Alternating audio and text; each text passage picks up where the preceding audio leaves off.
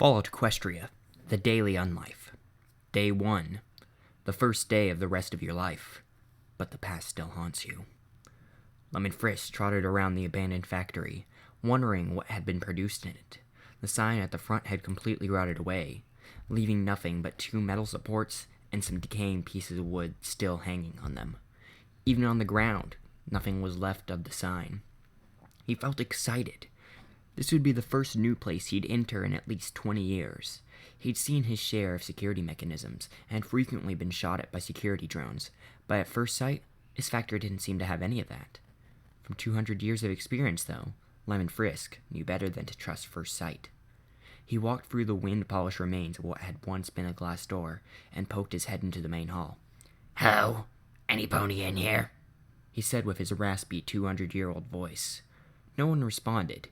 He hadn't expected anyone to, anyway.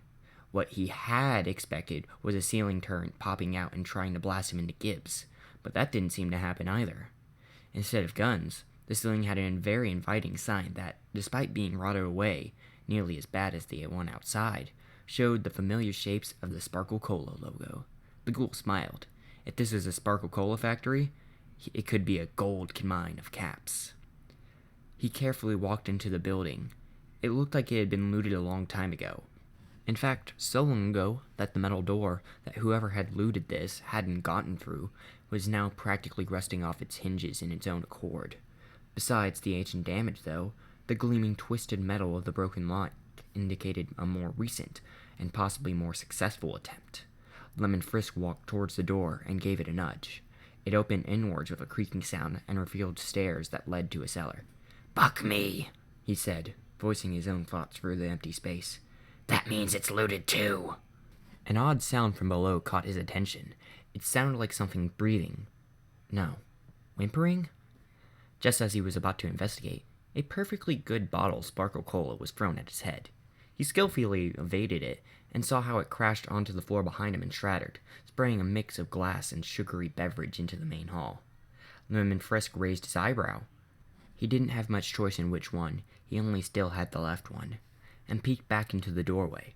"Hey now, there's no need for that," he said, his raspy voice echoing off the wells of the cellar. "That was a perfectly good bottle of Sparkle Cola." Get away, you monster! A voice yelled from below. It sounded like a mare, or a young buck. Lemon rolled his eyes. "Yeah, no need for that either. Look, kid, I don't know how you got here or what's been chasing you, but it seems to be all clear now. Just little old me." Another bottle was flung from the storage cellar. Lemon caught it in his teeth and put it in his saddlebag. "Will you stop throwing things? I'm trying to scavenge them, which makes it a lot easier if they're not smashed all over the floor." You just want the bottles? You won't hurt me? "I might, if you waste any more of them," Lemon Frisk said, annoyance sounding through his voice. He heard a soft eep from the cellar. "Oh, for goddess' sake, I'm joking. Can you come down here, kid? If whatever's chasing you is still out there, the rusty door still beats standing here in the open." Okay, came the weak response from the cellar. When he entered, he saw another bottle of Sparkle Cola, levitated in the air by an orange glow of magic. Apparently, his basement dweller wasn't taking any chances. A rusty orange unicorn mare with a pale blue mane was standing behind one of the racks in the cellar. Lemon Frisk ignored the floating bottle and stared at the huge underground storage space. "Will you look at that?" he said, grinning at the rows and rows of undamaged Sparkle Cola bottles. "Kid, you found yourself a gold mine." The mare carefully came out of her hiding place and looked at him with a horrified expression on her face. What are you?" Lemon Frisk sighed and looked at the pit buck on the mare's leg.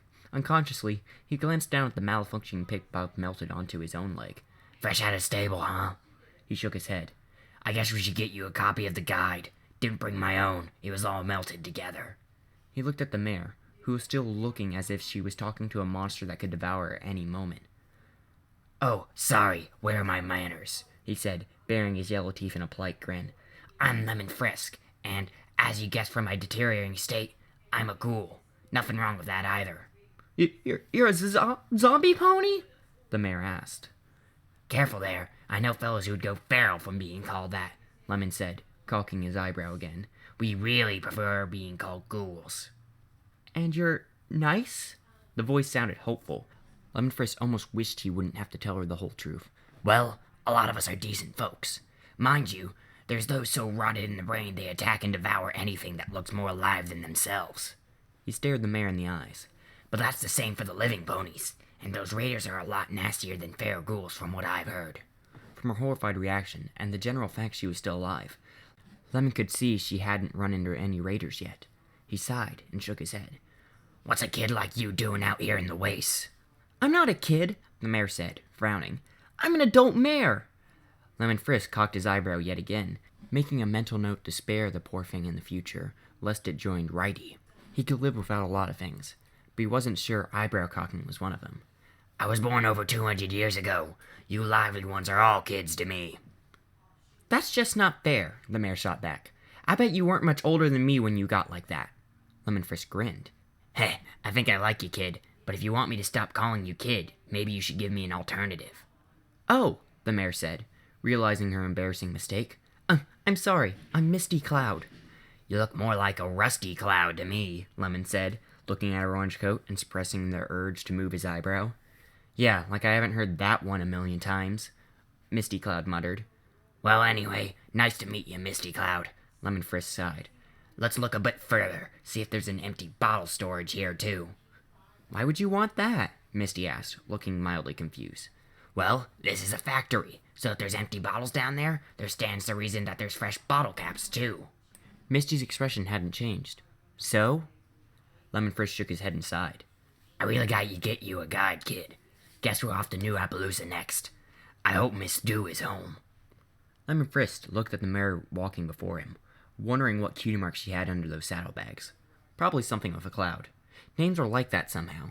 Still, here in the wastelands, Misty Cloud had to be the most goddess-damned depressing name you could have, with the Pegasus cloud cover looming overhead. What are you staring at my flank for? Misty said, suddenly turning to him.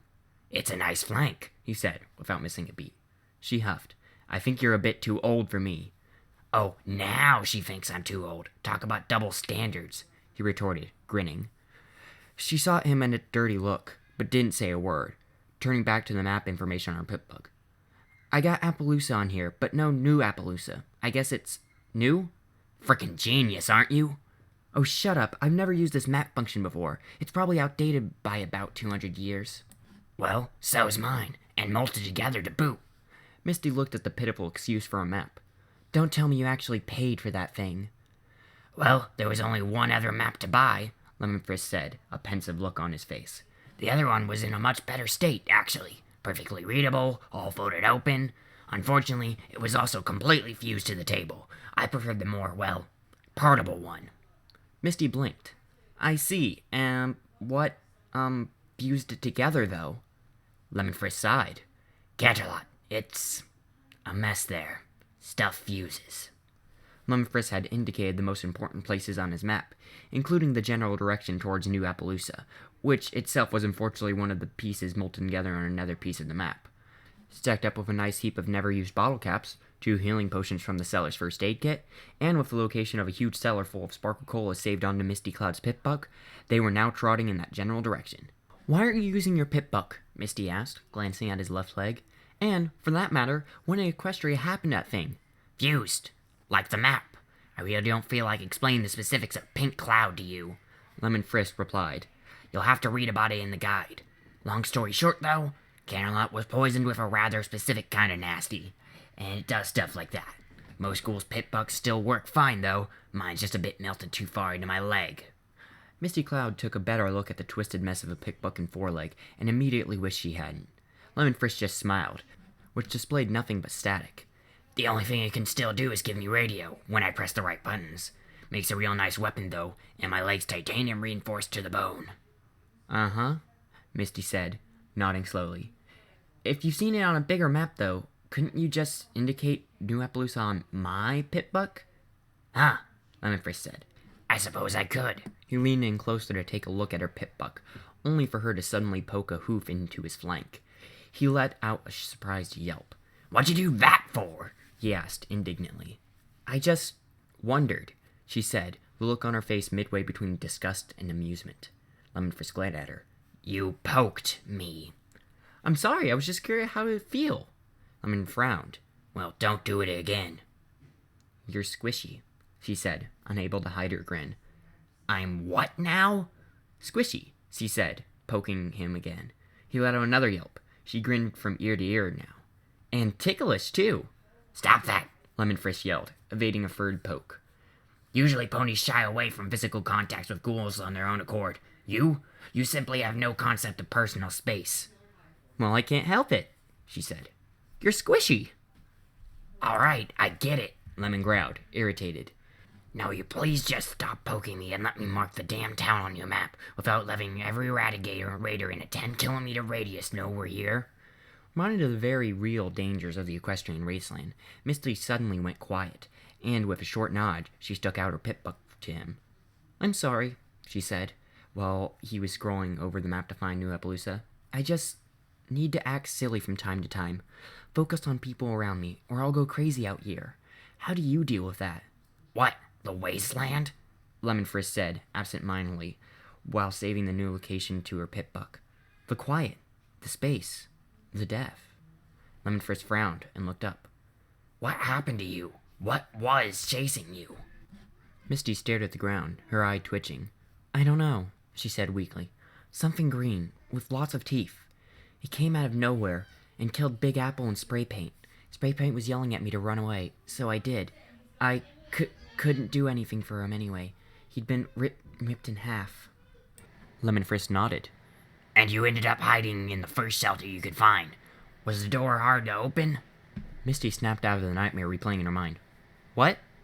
The cellar door, in the factory. I just wondered if it was opened easily. Misty frowned, thinking back to what had been a mostly mindless rush away from the fearsome creature. The door, right. No, it was stuck real good. I just kept bucking it until it opened. Might have used some magic, too.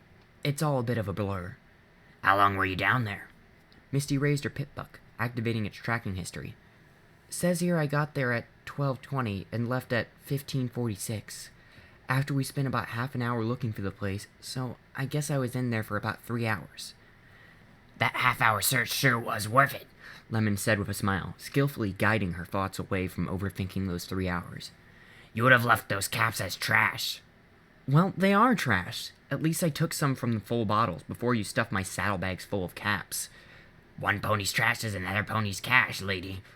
Yeah, well, I didn't know that. I still find it hard to believe. Lemon shook his head. Good thing I found you there. The wastelands are a nice place to get lost in, especially alone. I wasn't lost. I had the route traced.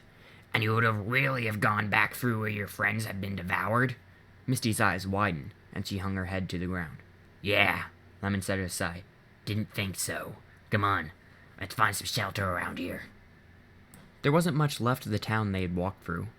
It had clearly been hit by something less irradiating, but more specifically incendiary than balefire bombs. Most of the town had simply been burnt down, and everything inside the house was equally burnt and melted. The Wasteland Survival Guide had details of what usually was left unscathed in a balefire target city, but even that was all burnt here. Whatever had done this had gone through around corners, blown out windows and doors, and even buried itself deep into underground shelters looking for victims to burn. It reminded Lemon Frisk of the way pink cloud had seeped through everything in Canterlot, and he shuddered. "This one's the same," Missy said, shaking her head as she looked through another first aid kit she found in one of the buildings. The healing potion bottled up inside looked like all the others they had found, reduced to molten shards after its boiling contents had blown up inside the kit. "There's absolutely nothing left in this entire town, unless you can get into the reinforced shelters." Lemon looked to the blackened skeletons on the streets around him. I can't, he said. And they'd just be tombs of a different kind. Misty Cloud nodded. "Come on, old pony, let's get out of here." They walked towards the edge of the village, where the effects of the intense firebomb were less severe, and found a 2-story building that seemed fairly intact. Lemon opened the door and peeked inside. A blackened ghoul screamed in his face. Misty gaped from the sudden sound and tried to find something to take cover behind. Lemon Frisk screamed back. The black ghoul stopped screaming, probably out of sheer surprise. Its mouth stayed wide open, though. Lemon Frisk frowned and took a better look at the creature. His eyes widened in shock as he realized that its eyes and skin were literally melted away, and, in fact, the whole pony was stuck in its current position, like the skeletons molted into the sidewalks of the Canterlot by the pink cloud.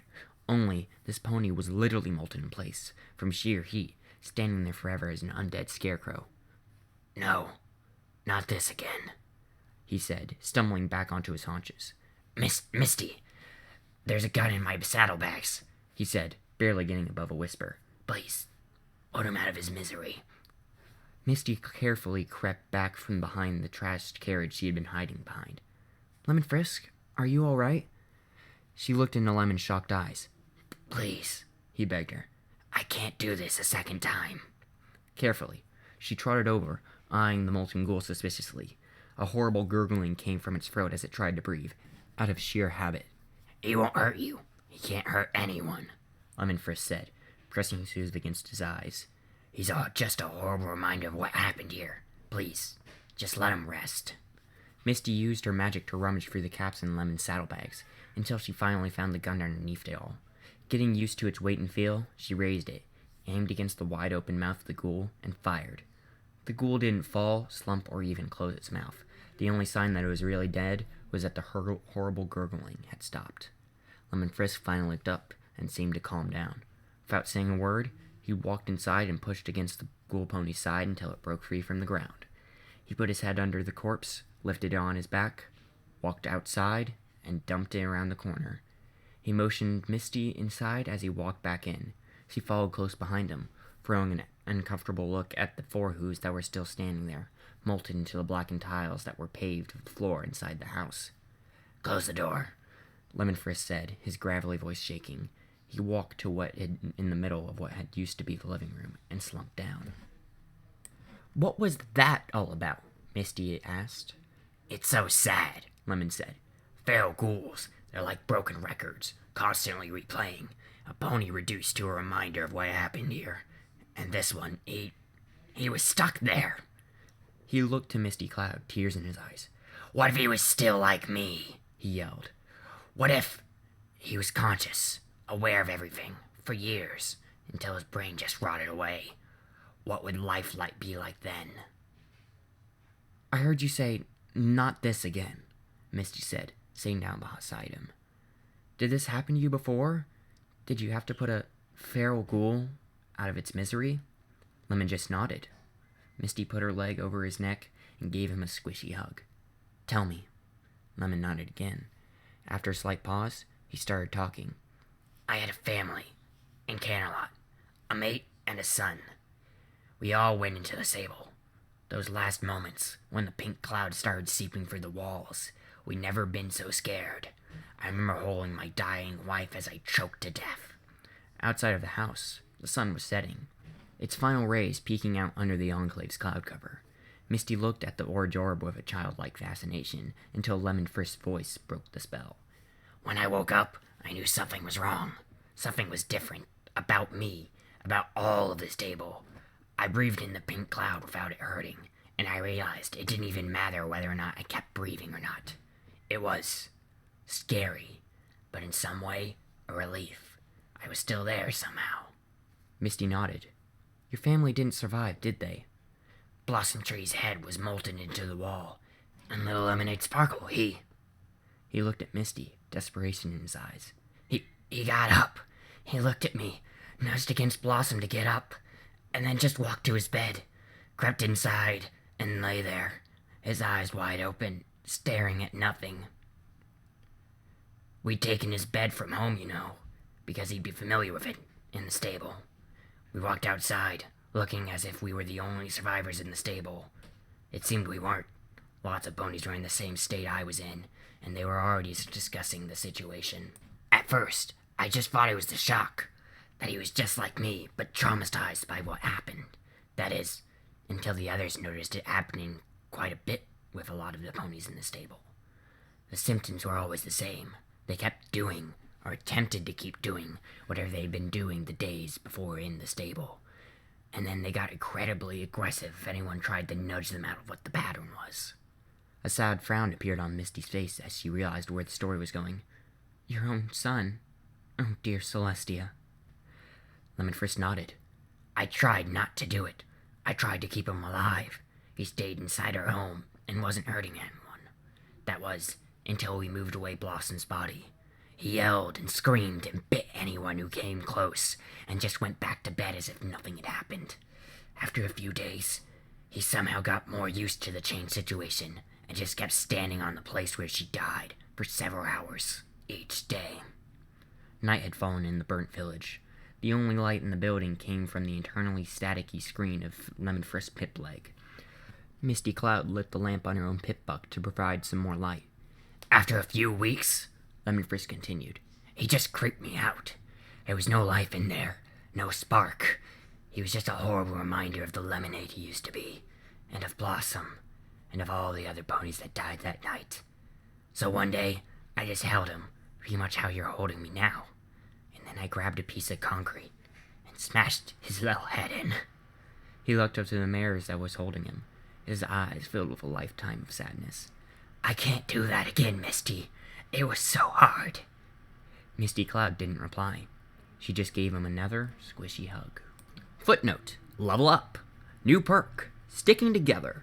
When teaming up with another stable pony, your inventories count as one, allowing you to access the storage space and the use of other ponies' items until you part ways. If that ever happens, don't try to take all her valuable equipment. She knows you're ticklish. Reader's notes. This was, my first emotional chapter of one of my audiobooks.